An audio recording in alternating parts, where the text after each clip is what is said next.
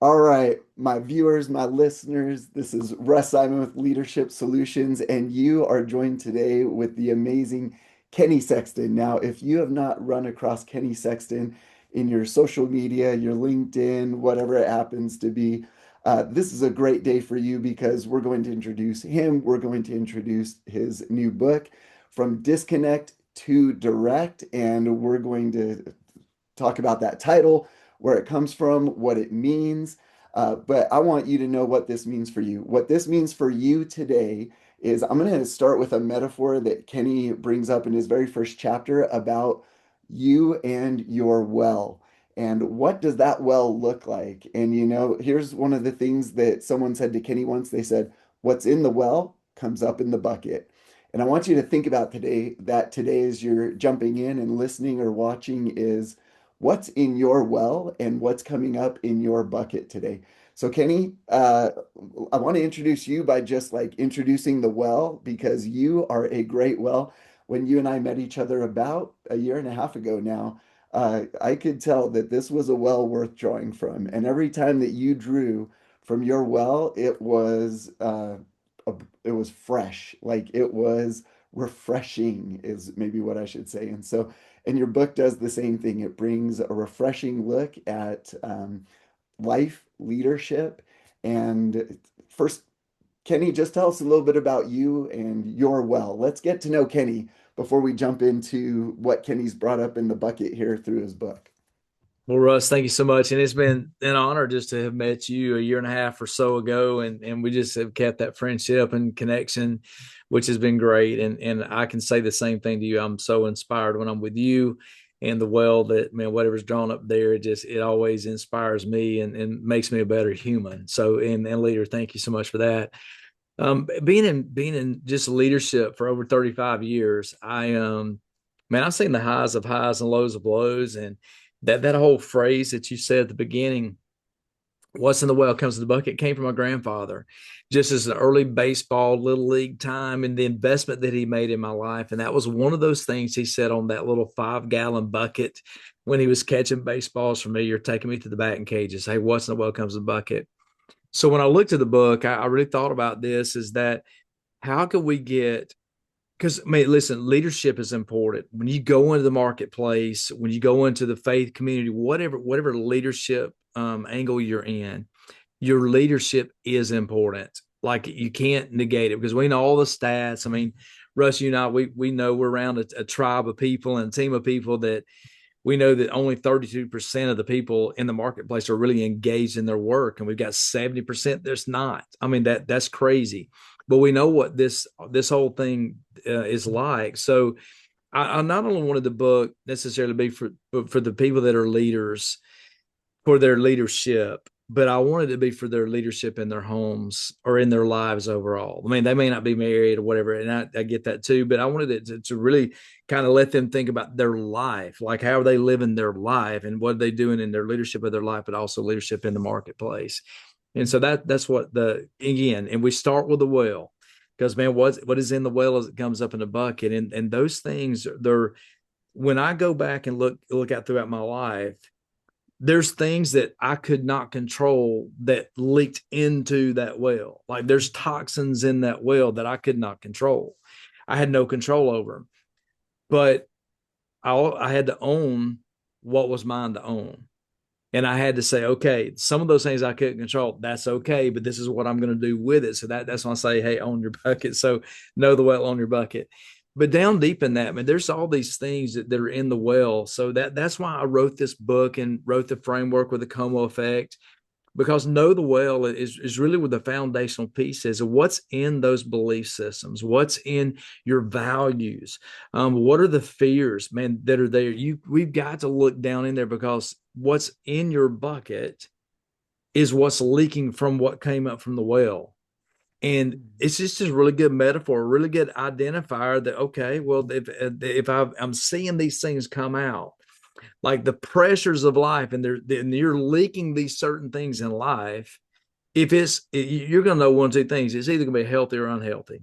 I mean, I think we'd agree with that. It's because those things I'm looking at it with the pressures. I'm going to be frustrated. Well, why am I frustrated? I got to go back down the well. If it's something that I'm afraid of, or like if we talk about people in the behavioral tendencies, maybe I mean like I'm a D-wired individual, so I'm a dominant personality, and one of my fears is being taken advantage of. Well, maybe that's what I'm sensing and all this. And I've got to get control. Well, I got to go back into the well and I got to realize those things. So that's really where the foundational part of this entire book came from. So that from disconnect direct lends itself, because we talked about the title just a minute ago, you're going to start from somewhere. I mean, John Maxwell talks about this in his book. When he talks about the 5 levels of leadership, he starts there. Everybody starts on a position level. I got tapped on the shoulder in leadership years ago when I was even, 16, 17 years old. You, Russ, got tagged into leadership years ago, and we started on that same level of position. But from disconnect to direct means I can be disconnected from myself. I can be disconnected from the people that I'm with because I'm not really the leader necessarily by title.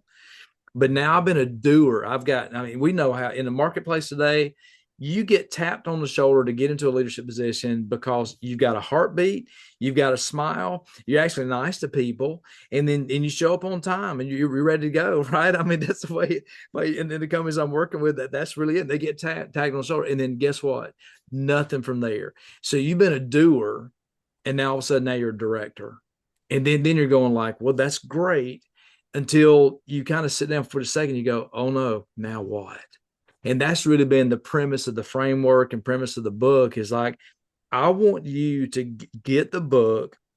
It does start internally and gives you practical stuff on the outside to help implement that stuff. But it starts with you, implement it with you, then take it to the people that you lead. But I want you to get quick wins. Like I've read so many books as you have that are just, oh man, it's great theory. Well, that's wonderful. And well, now what I do with it. And I feel like I wanted to write it in such a way that you could get it, grab hold of it quickly, and then go, all right, yeah, I can implement this today. I can do it right now. That's what I want you to do. Well, and to use your baseball metaphor, you do it right off the bat because, yes, chapter one, right as I'm coming up to the end of chapter one, and one of the things I really appreciate is these are short, succinct chapters that have quick application to them. So, yeah, I'm rounding out chapter one here, and you're talking about, moving the way that we move when we check our well. And I guess I'll back up even one thought more is you start from that leadership principle of you have to lead yourself well before you can lead others well. And just oddly enough, in English at least, we've got a nice play on words there to make it a pun almost, right? Lead yourself well to lead others well. And really going back to your well is what it is. So the way you round out that chapter is really check your well, check your well. That's what you're asking us to do. And you say, it's a posture, it's a practice, it's a discipline. And then you say, start yourself honestly asking right now, what's in your well? And I don't think many of us are actually stopping to do that. And I think that is the temptation, even for someone like myself. So you said you're D-wired, I'm C-wired, I'm a CS. And so for me, I can get really excited about like just the next thing that Kenny's going to say and what's in the next chapter and how does it build on it, rather than going through and actually stopping and reflecting, because you go right into this. Use these prompts to dig deeper. And then again, going along with that analogy, and you even go into disc, which is really interesting that you already spoke to it. But then you bring that up. And then as I go through, I've got, okay, here's my self-assessment quiz. And this is where I think some of the gold that we need to let people know is you've within these chapters, not only are they going to get quick, applicable, um, practical content, but then have already created for us these self-assessments to help us out, or somehow, yeah, check yourself as you pause right here to really reflect. And again, our mentor, John Maxwell, says it's not that experience is the best teacher, but it's that reflected experience that's the best teacher that then allows us to redirect. And so you give us these redirect moments. And then something else that I really love that you put at the end of these is chapter summaries. Like I've loved that from people like James Clear and others. They're like, Okay, so if you missed it, here's what I want you to get. And even coming out of that one, the first bullet point on that first chapter is what's in your well is coming out every time. And that is so crucial, so important for us, for ourselves, again, to lead ourselves well before we try to lead others well. And also, like, think, what do I need to be doing? And you brought up something really important, which is, there's things that affect that well that we're not totally in control of all the time. And and yet we have to manage that. We have to go through that because the fourth bullet you lead on that one is clean wells produce clear leaders, right? And I like to think you could put in again whatever the noun is at the end, like you said, clear homemakers, clear faith leaders, whatever. Like clean wells produce clear fill in the blank on this one. And I hadn't known this. I mean, it's interesting that as long as we've been friends now, I hadn't detected a significant physical difficulty that you had gone through that affected your well, whether you wanted to or not. And now you've had to learn how to manage that well in your life.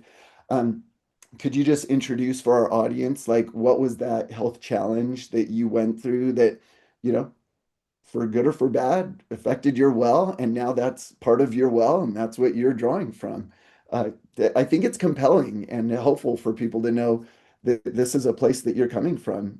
And Kenny's life hasn't just been some smooth well trip with grandpa sitting on a bucket. I love that, man. Yeah, it's not been that, or you had to have that champion in your life that's speaking that to you and can speak truth and love, or just draw out of you the best that they see in you, because when you know what you can do later. Yeah, in 23, I never would have expected in my life, Russ, like if I woke up, when I was 18, 19, 20, woke up and I was 40, I never would have thought to tell people, hey, yeah, when I was 57, I would experience a stroke. Like that was never in my cards. Like I didn't think that'd be my cards. I never thought that would be something I would have.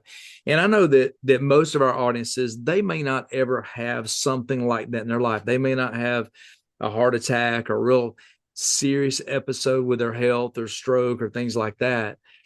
But yes, I woke up on a normal day on a Monday, and I just I didn't feel right. Like I knew my body was not on. I mean, something was going on in my body, but I knew it wasn't right. And as I made my way to the bathroom, laid on the coolest floor in our house beside the vent that was giving some air because I felt like I was hot as well. Just something inside just says, "Can you go to the bedroom?" Because my wife was still asleep; she's still in the bedroom. And when I got up, it just felt something raked my back. It's almost like you take those meat claws that you can shred barbecue with. It just felt something really just raked my back inside. It's more neurological, more electrical. And I was like, well, that did not feel right. And as I walked down the hallway, it just something was different. And when I got through the door facing into my bedroom, from the top of my head to my chin on the right side, everything was numb. And I just told my wife, I think I'm having a stroke. And so from that moment, from that day, everything changed. Like, I mean, everything changed. So now I'm not in a, I'm still a leader. I'm still in a position of leadership. I'm still, leading an organization, but I'm out of pocket for 9 weeks. So what have I done with my leadership prior to that moment? This instilled in them to keep the ball rolling down the field. Let's keep going toward the field goal. Let's keep moving it down there. And then it took me literally, we talked about this earlier, it took me about almost 20 months to see myself get back to as close to 100% as I could. I had aphasia, like everything in my brain I knew, but coming out of my mouth was very different. I mean, I was saying things to my wife over and over and over every single day. And Russ, she would look at me, she'd turn her head over and look at me kind of funny. And I finally, we just went with this way. I said, time out. Tell me what I just said so I can tell my brain what I just said and let me rephrase it. That's how I got to reframe it. Because I had to rewire my brain. And so for literally 18 months, we're doing, and sometimes even today, she'll say that didn't make sense. I mean, that's just where it is today. But I had to come out of that. I had to I had to relearn how to do things. My communication style changed. Instead of me being able to freelance or just say what I want to say, not have to worry about what's there, I had to write everything down word by word by word, and I had to read it. I had to read the script word by word. And that wasn't me, but that had to be me for the moment of time till I could get everything back and see how things healed. But yeah, that's a legit struggle. So in the book, I call it, I think chapter 8 is empower with resilience. You're going to face something in life. It may not be a stroke. It may not be a heart attack. It may not be that, but you're going to have to find the time where you're going to have to overcome some resiliency. You're going to have to show it. And here's what I learned in this moment: what you focus on grows. I could sit there for those 9 weeks that I was no longer like really leading the organization. I could look at that like, oh, this is the best it's going to get. Oh, well, you know, woe is me. I could focus on that, or I could embrace it to say, okay, this is the cards I've been dealt. That this is something I've been given. Now let me move forward in this and shift my focus to something better. And that's what I did. I embraced it and I shifted to go in that direction. You as a leader, when you get called up, you get tapped on the shoulder and you go, something's going to punch you in the mouth. Something's going to hit you in the gut, and you're going to have to go embrace the challenge, shift the focus. It is going to happen sometime in your leadership. How are you going to do it? Are you going to just now look at that and watch that grow? And now it just gets worse. That conversation that now you're disconnected from, that you're not going to talk to anymore. And well, just, hey, we'll just let time heal itself. And next thing you know, it just is grown like a monster and it's not good. And the organization takes its effect either on them or it takes its effect on you, because people don't leave the organizations, they leave people. Correct. Mhm. That's what happened. So yeah, I mean, yeah, I've had a great time up until 57 with my health. I did triathlons. I did a half Ironman, Russ. You didn't even know that. I did a half Ironman. I competed a half Ironman. I made it. I finished. I've done those things. I never would have thought at 57 I'd have a stroke. Okay. Now that is that compelling story where I'm like, okay, so I see you 3 years later and you're publishing a book after you're trying to figure out how to speak again in a way that your wife can understand you. And that really, I think, illustrates well what you've got in chapter 2. The title is Own Your Bucket. Okay, Yep. so here we're at Own Your Bucket. And maybe this is a good time to introduce KOMO and what that acronym is. So why don't you share with the audience KOMO and give us the KOMO framework, and then we'll come back to Own Your Bucket. There we go. Yeah, it's good. All right. Yeah. So KOMO, again, in the book, the way it's structured is the KOMO is the internal work, and then the effect is going to be your practice. So the KOMO is it. So let's focus on that. So K is know the well. O is own your bucket. M is to move in purpose. And then the last O is to overflow with impact. Now, the O, I've made a statement in here because I heard a leader say this one time. He says, many leaders like to shift the blame to live with the guilt. Like they don't want to own anything that they've done. Like I've done this wrong. I love this because this thing hits my mind today. I remember Mark Cole saying where they were rolling out a book, and then he just did what he wanted to do, and they're trying to get their team to do what they do, and they lost millions of dollars on this book promotion. And he just had to come back and say, man, I own it. Like we lost millions of dollars on it. I own it. And I think that was a great illustration to go. He didn't shift it. He didn't say, man, I'm not going to own this thing. I'm going to shift it to somebody else. That was the publisher's fault, or that was the marketing crew's fault, or whatever. He just finally goes, no, they knew best. I chose not. So I own this.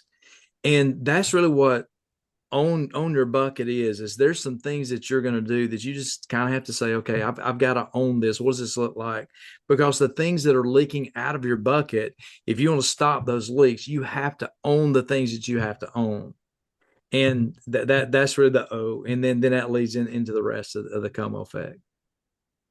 Oh man, so good. Well, one of the things that I noticed in that chapter that I know is true and I think is an immediate application that people can take with them as they're listening to this or watching this, and that I want to invite you to do if you are a part of this experience is here's what Kenny tells us, and he uses great alliteration. He says it a couple different times in chapter 2. Your calendar and your checkbook confirm your convictions. Like you want to know, like, what's that bucket really look like? What is really going on in your life? You may feel that you have this purpose that we're going to talk to in just a second. But really, if you check your calendar and you check your checkbook, where are you spending the time and the money? Where are you spending your unrecoverables? That's going to tell you a lot. So I want everyone to pause for just a moment and think about that. And if we took an audit of your checkbook and your calendar, what would that tell us about what is really in your bucket, what you're really owning, what you're really drawing up, and what you're really pouring out? And if you feel good about that audit, great, then you're ready for chapter 3 and ready to move on. If not, then you want to pause for just a second and say, wait, what am I telling myself? What am I learning from my calendar and my checkbook? Those things that I expend that I'm supposed to be investing in, and is it just sunk cost in things that I don't really want in my life or who I want to be in my life? So that's one of those walk away, takeaway things that I want everybody to go with today, because I know when you jump into a podcast, you want good information and then you also want good application. And that's going to be a great application that Kenny's going to give us is do the audit. And really, what would someone say if they were to look at your calendar and your checkbook? What would they say matters to you? What would they say is coming out from you? And if you don't like it, then you got to change it. And the way that we can do that, I love this, Kenny. I'm going to give a little intro into that part 3 is let's see. I want to make sure that I get this right. So you said a friend once told you, Kenny, when you lose your why, you lose your way. And I think that's often what's happening is people are drifting and then they look at that audit and they're like, oh my gosh, what is my why? And then also you say like just the very next paragraph later, as long as I have a pulse, I have a purpose, right? And so that the why and the way and the pulse and the purpose, and then do your checkbook and your calendar align with exactly what we're talking about there. So take us into, so we got the K, we got the O. Let's move into the M here with the KOMO. And yeah, what would you share with us about that, Kenny? The Well, move on I love part. this. Yeah, I love this question because when I said checkbook in the calendar and put the word conviction, one of the best definitions of conviction that I have that I heard Brian Boucher say, and I love it. I'm using it. I just put it in the memory bank. It says it's the undeniable certainty that what I am doing is right and worth it. Now, I didn't make that one up, but I love that language. When I have conviction, now I have clarity on the purpose because I know what's going to be on my calendar. I know what's going to be coming out of my checkbook, and then I'm going to know that my pulse is important, and then I know that everything that I do from this moment on, I know that I have the undeniable certainty that what I'm doing is right and that it's worth it, meaning that I also know that it comes with sacrifice and it's okay. So when you lose your why, you lose your way. I had leaders say that one time, and I was like, man, I love that because when you can think of like a compass and a map. The different, and I use that in the book, the compass and the map. The map is going to give you all the different plot lines, the crooks and the turns, and you got to go up. I mean, it's gonna really give you something there to map it out to get where you're going to go to that destination. The compass is going to go. It's going to point you due north. It's going to point you in that direction that you need to go, regardless of anything else, because it's just got everything together for you. So which one is guiding your principles? Which one is guiding your life of purpose? If you don't have purpose, then your life is like a map. I mean, you can get to the destination, but what's it going to look like? And then, but you take a compass and go, yes. I mean, take the whole analogy, but we just had a crew that went to the moon.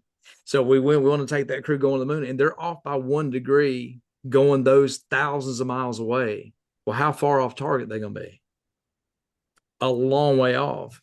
The compass keeps you to where the calendar and your life overall and your checkbook and everything else is going to be just filled with conviction because you know this right and worth it because it's down deep inside, which aligns you with your life. This really does align your life. So you know the well, you own your bucket. Now you're moving in purpose because now the alignment is there because there's an identity piece. Okay. But then there's also the assignment piece. And now we're putting those together to align in such a way that I can now move and I'm not going to lose my why. There's going to be some times where you're going to get days, you're going to get confused. It's like, man, I really don't know. But when you go back down, you understand, man, I know my purpose. I know that I have a pulse and I know that I have a purpose and I know what it is. I have a deep conviction with them. And now I can move in purpose, which then transcends in that I'm overflowing with impact. Man, Kenny, you are a master of metaphor. I love it. And we relate to it.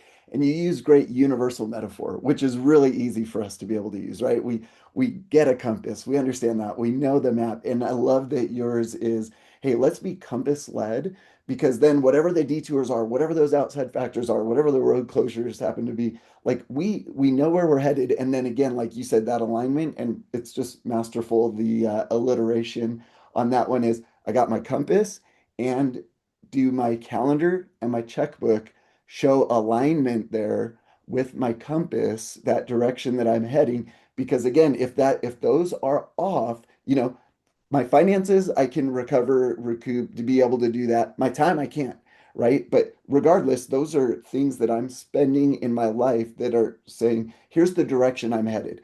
And honestly, that's telling me my true direction is what I'm doing with my time, what I'm doing with my money. And if that is off course from that compass that I say that, oh, here's the direction I'm headed, here's what my why is, here's what my purpose is. But if that compass is a different direction from where those other C's, my calendar and my checkbook are going, then something's off. I got to get realigned to be able to do this. And if I don't, then I obviously will never be able to do this last part of that framework, that O in KOMO, that second O of overflow with impact, right? So what would you share with us about that to now that I've got my compass going, I've aligned my life, I've got that purpose, I'm dialed in on my why. What does overflow with impact look like? Well, your life is going to overflow in some which way, shape, or form. Man, I've been around long enough to know that I've been around gravesides. I've been around the end of life with people and their kids, the employees, they really don't like what's been overflowing. And so when you really kind of know the well, you own your bucket, you move in purpose, the overflow with impact now has generational impact in a very good way, in a very positive way. It means that you were very intentional in what you did with life that made a difference because you knew. Because here's the deal, like here's one about purpose, Russ, is that when I talk about purpose, purpose is not about me. And many times we make purpose about us, but purpose is about other people because you've been given a gift and a talent and all the abilities to take this into the world, into your life. And it's about serving other people. And when you've done that well, you've got that conviction, you've done that, then overflow with impact looks much different. Then now all of a sudden in your organization, it could simply look like this. I was talking to an individual yesterday and how they were really crippled by a certain leader and their leadership style that really stifled the growth of the company. It stifled the growth of people being able to open up and collaborate. It was more of an iron fist, do what I say, blah, blah. Well, that becomes an overflow. Now that has an impact, but it had a negative impact. And then it wasn't until that person got replaced and had a new leader in. Now all of a sudden things were like a lot freer.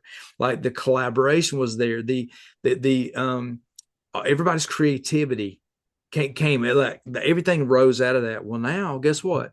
that person now is overflowing with impact because now, hey, yes, I'm Russ, I'm leaning on your strengths and abilities, and I'm empowering you to do these things. So now let's do this together. And all I'm doing is I'm just raising the lid, letting you soar, letting you fly, because it's not about me. And the overflowing with impact really lends itself to that. But when you know the well, you own your bucket, you're moving in purpose, then that's how you're overflowing with impact. I love it. Okay, so we are giving our audience some gold here that they can take with them, start implementing and applying immediately to be able to help them out. Now, that does begin with the lead yourself well, right? Live well yourself. And then we've still got the whole second half of the book, which is really, why do I want to live well and lead myself well? It's because what is that going to do for others? And so that's really the subtitle of your book. The subtitle, let's see if I've got it right here. Step into your role as an engaged leader, right?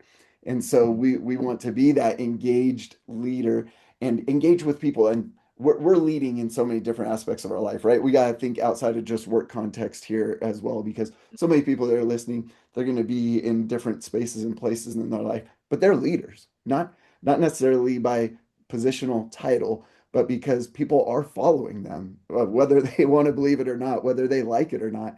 And so now you move into that engage, and the verb engage is so powerful. When you think about the word engage as a verb, that action word, what's the feeling that you want people to get as you're using it, Kenny?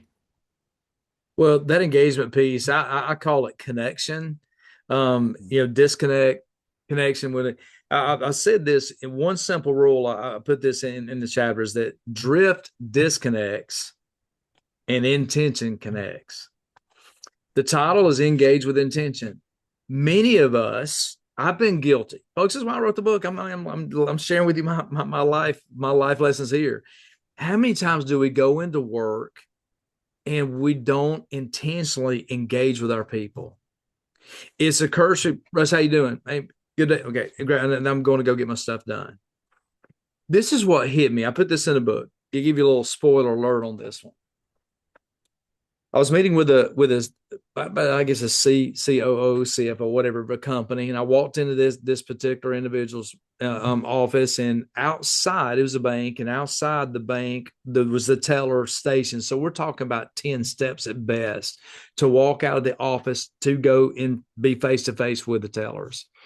And I said, "Hey, how often do you intentionally engage with your tellers out there?" And the response was every Thursday. Now, I thought about that and that hit me. Engage with intention. Did that mean that he just specified only Thursdays gets my full attention, my direct engagement with them? So when I go Monday, Tuesday, Wednesday, and Friday, I'm just going, hey, glad you're here. Hope you had a great week. I mean, just very small, whatever it is. And this whole chapter is like, well, if you're drifting in the way you do this thing, it's going to disconnect. But if you're very intentional, it's going to connect. And so you got to put some things to go. Like, so for my things, okay, when you get up in the morning, what is it that you have on your specific to-do list, your calendar, whatever it is? What do you have down? I'm going to intentionally do this today with people that I'm coming in contact with. Now, again, this could be one person. I'm not talking about a company of 5,000. You're going to try to get everybody. I'm not talking about that. I'm talking about this. Think about one person. What would it be like if you're, because this particular individual only had about 11 employees total. I'm like, wow, you could do 2 a day, and this would cover every day of the week. And what would that do in that organization? Who do you have down for tomorrow? Who do you have down for today that you're going to intentionally walk out of your office with, or you're going to get out of your car, walk in the door and go, I'm going to specifically engage with that individual. I'm going to connect. I'm going to listen. I'm going to ask some really good questions because I don't want to be interesting. I want to be interested. I want to listen to what they have to say. I want to ask them some really good questions. And to be honest with you, hey, how's your mom and dad? I remember they were whatever. Or hey, your kid's having a ball game, and you're getting more into the family life which they're giving you your time and their energy away from their family to you to accomplish what you want to do. But wouldn't it be great for you to intentionally engage with them and see the ROI come? I didn't put this in the book. This is one of the things I had. I think this is going to be my training. You don't get the ROI without the ROI.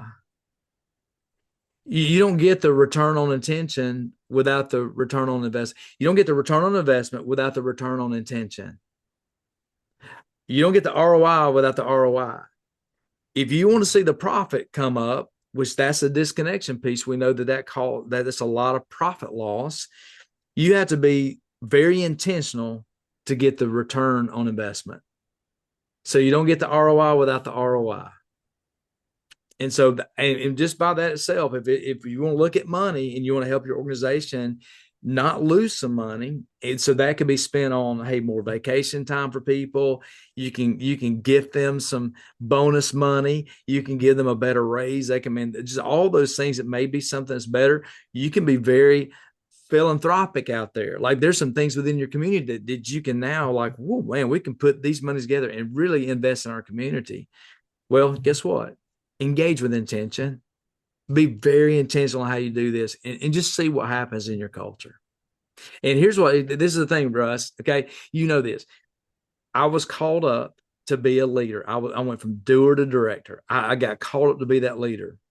I sure wish I knew this because in on that frontline leader or that mid-level manager that gets into that, if I knew this, well, how this could really shape that in my team and the organization at large. And who knows where that goes? Who knows? The man, sky's the limit. Who knows what kind of maybe raises you get, promotions you get. Hey, you may catch out something else that goes on. And so, I mean, whatever that looks like, I just think these are things that can be something you could really win big with. Yeah, 100%. And one of the things that I love about that word that you're using with the engage is that connection, like to really connect and be intentional about it. You know, one of the things that you and I have been trained on is there is a difference between even intent and intentional, right? And intent is meaning well, intentional is doing well. That's And so I'll bet good. that That's so individual good. that you were speaking with, they meant well, they had intent, but they weren't intentional. And that's what you were helping them to see is, man, walk the floor. Have a number in your mind. Think of a name so that when you come in each day, like even if Monday is Russ Day and Tuesday is Kenny Day, then you at least know, but you move from the intent to being intentional. And then you've actually created the engagement there and the connection to actually keep it going. So that's where that KOMO really has the ripple effect, right? That you're going to speak about in the book as well, which is, yeah, it's great for us to live well and to lead ourselves well, but then to be able to create that ripple effect in life, which is what life's really all about, right? Create that engagement. And we are going to engage with people one way or another, for good or for bad today. You and I are going to engage with people and depending on what's in that well and what we're bringing up in our bucket, that engagement is either going to be refreshing for them or polluting for them in some way. And we want to make sure that we bring that refreshing opportunity and where they have that ripple effect. And now, because of the fresh, refreshing water that we've brought to them, well, you think about it, if that's from my well to their well, then now their well is better off and they got better things to draw from themselves to move on. And it's just one of the things I love about your book, where you're like, man, I wish I had something like this. Well, Kenny, you've given us all a gift, whether you and I have been in leadership for decades or someone who's coming into it on Monday. If they were to pick up this book, you've done us a great service in not just providing the gift, but providing it in such a way that you said how you would love to sit down with an author and just have like the talk with them. You gave this to us in such a conversational type way, such a pragmatic type way that it's not just the, oh, that's a great idea and those are great one-liners, which you absolutely give us, but you give it to us in a way that is, it's got a handle. We can pick it up and we can take it, and Mm. now we can open up that toolbox and actually be able to use it. And so the framework itself is masterful. and then the way it builds on itself from the inside towards the outside to be able to then help that person do the same thing. Mm. Just huge, huge impact. So as we are coming up to a wrap on our time, I definitely want to make sure we don't miss out on the final thoughts, observations that you've got, takeaways that you want for the audience to get. So I want to give you just the final word before I invite everyone to connect with you. But to just hear from Kenny, the author, and just give it to us. But thanks, Russ. Well, man, thanks for your time. Thanks for allowing me to be on your podcast. Thanks for letting me share about the book, and just it's been a great time together. As I said on another call, William Borden has been one that really stands out to me that I just love. And one who's had a stroke, I know that the brevity of time and the brevity of life is man, it's short, it's brief at best. I'm not saying anybody on here is going to do that, but I'm just saying that it doesn't matter if you're 18, 19, you're 20, you're 30, whatever, starting out in your career, getting these places of leadership, your impact is felt and seen and heard right out of the gate. And it can be one of great impact. But I want to go back to the line that you said a while ago that really made an impact with you is when you lose your why, you lose your way. William Borden he came from a very affluent family. His family sent him off as a graduation gift to go around the world. Now I didn't get that gift to go around the world. I got to go to Florida. Okay, so that was just kind of what I was able to do. But I mean, he got to go around the world, and when he went around the world, the Kansu people grabbed his heart. Man, all of a sudden now, instead of being a business executive with really anything, any of these guys would have given him a job in a career, and he ended up going to a great college university, and he did very very well there. But he just had basically 6 words that really defined when these cancer people got him. He knew his why. There's a clarity on the why to do what he does. And so he did everything. They're telling him, don't waste your time, don't waste your life, don't do this. Is it you're going over there, man? You need to stay here, earn the money, do what you're doing, and lead people here. And he said, "There's no reserves. It doesn't matter what I've come from or where I've been, what kind of money I could have." And number two, there's no retreats. Like I'm literally right now, I'm going because I have my why very much clarified. I'm on mission, so I'm on purpose. And Russ, he got there, and shortly after he got there, he contracted spinal meningitis, and within a month, he was dead. And here's what's sad: I mean, he's 25 years old when he died. He was 25.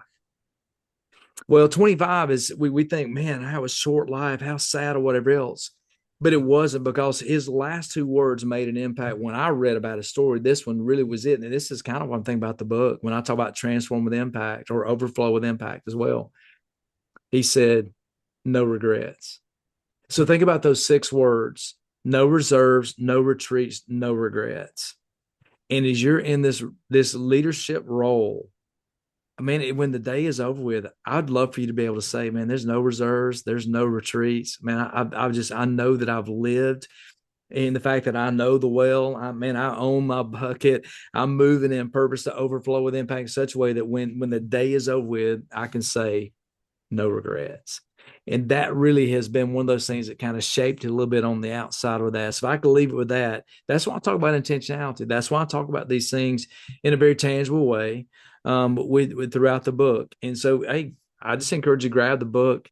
If you look, they're looking for somebody come do a workshop or come do a 1 hour training or whatever. I'm ready to come and share what I've got from here to help as many organizations that I have. Wow. And I can give a full endorsement, my friends, as I have come to know Kenny so well over the last 18 months. His character, the quality, the inspiration that he gives, and beyond the inspiration, the application. You will definitely want to connect with him. First thing you're going to want to do is you're going to want to jump on Amazon. You're going to want to grab this book, From Disconnect to Direct, right? Start directing your own life so that you can then help other people to direct their lives as well. Mm. Engage with them in that meaningful way. So first thing you're going to want to do, grab this book. It will be well worth it. In so many ways, the investment, it is an investment, is what I want to say. Be intentional. Don't just have the intent to get it. Be intentional. Go get it. Make the investment in yourself. this will turn into an ROI, as Kenny was saying before, with yourself and others as well.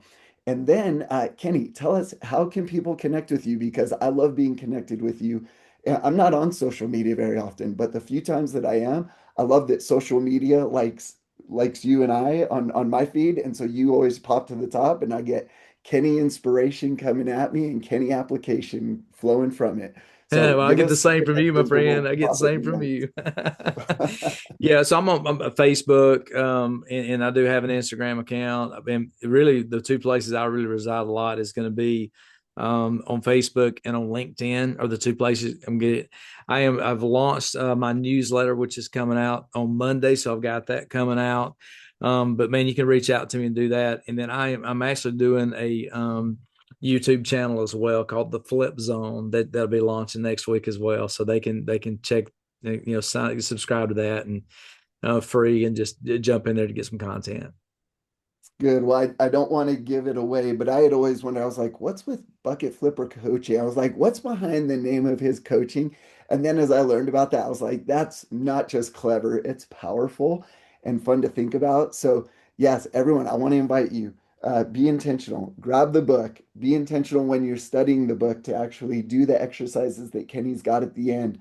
Don't jump in like I do and just try to get to the end of the book and feel good because you finished the book and you got these great one-liners. We want to make sure that you are a liver of these principles, a doer of them, and then connect on that social media because you're only going to be seeing more from Kenny and more great things from Kenny coming out, and you do not want to miss.